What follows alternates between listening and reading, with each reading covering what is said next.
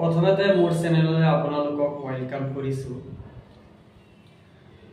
আমাৰ অসমৰ মানুহে বহুতে ভাবি আছে যে আমাৰ টকা পইচা কম আছে, আমি আৰসিসি ঘৰ কেনেকৈ বনাম, আমাৰ বাজেট বহুত কম বাজেটত আমি আৰসিসি ঘৰ বনাবলৈ সাহস কৰিব নোৱাৰো। তেনেকুৱা বহুতে ভাবি আছে। সেইদিনা মোক এজনে কল কৰি কৈছে যে ভাইটি মোৰতো ইমান কম টকা, মই কেনেকৈ আৰসিসি ঘৰ কেনেকৈ বনাম, মোৰ সাহসেই নহয় বনাবলৈ। মই আপোনালোকক কৈছো, যদি আপোনালোকৰ কম টকা বাজেট আছে, কম পইচা বাজেট আছে, তথাপি আপোনালোকে ঘৰৰ কাম ষ্টাৰ্ট দিব পাৰে। আমাৰ ইঞ্জিনিয়াৰে যিবিলাক ড্ৰয়িং দিয়ে সেইটো বেছিভাগ আপোনাৰ বাজেটৰ ওপৰত ভিত্তি কৰি ড্ৰয়িংখন দিয়ে। যদি আপোনালোকে একতলা বা দুইতলা ফাউণ্ডেশ্যন দি ঘৰখন বনায়, তেতিয়াহ'লে আপোনালোকৰ ইমান হেভি কাম দিব নালাগে। এনে আপোনালোকৰ বেছিভাগ ইঞ্জিনিয়াৰ ড্ৰয়িঙত যেনেকৈ আহে, এতিয়া আপোনাৰ দুইতলাটো আপোনাৰ গুৱাহাটীৰ ইঞ্জিনিয়াৰ এজনে আপোনাৰ 20 ৰড ফাৰ্ষ্ট ফ্ল'ৰলৈকে 20 ৰড ইউজ কৰিবলৈ দিছে। 20 ৰডটো একদম দিব নালাগে, দুইতলা তিনিতলাৰ কাৰণে 16 ৰড দিলেই হয়। এতিয়া যদি আপোনালোকে একতলা বনায়, তেতিয়াহ'লে আপোনালোকে 20 ৰডটো দিব, 20 ৰডটো নালাগে, 16 ৰডটো দিব নালাগে।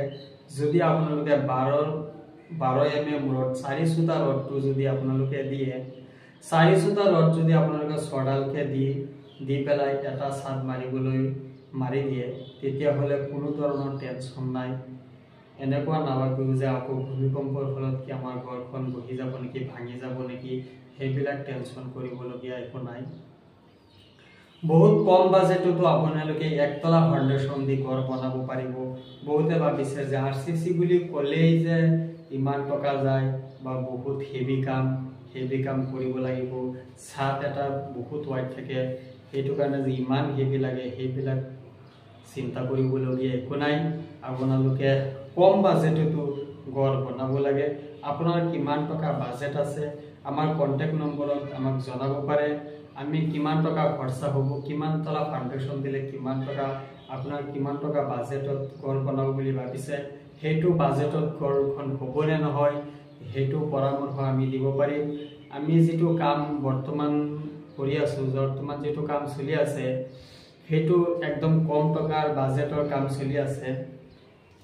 আৰু আপোনাৰ ৰুমো তাত বেছি আছে, 8টা ৰুম আছে। 8টা ৰুম আপোনাৰ বাজেট বেছি নহয়।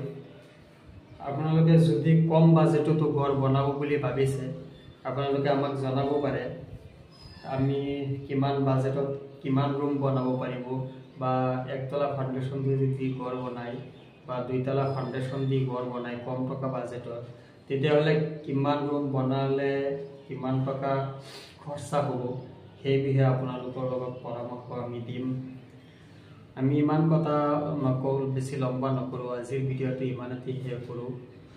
যদি আপোনালোকে মোৰ চেনেলটো ছাবস্ক্ৰাইব কৰি দিয়ে, তেতিয়াহ'লে মোৰ ভাল লাগিব, পৰৱৰ্তী ভিডিঅ' বনাবলৈ মোৰো ভাল লাগিব। মই আৰসিসি বিষয়ে ভিডিঅ' বনাবলৈ ইমান সময়ো নাথাকে, আমাৰ কামৰ বহুত ঝামেলা থাকে। আজিৰ ভিডিঅ'টো মই ইমানতে শেষ কৰোঁ। জয় আই অসম।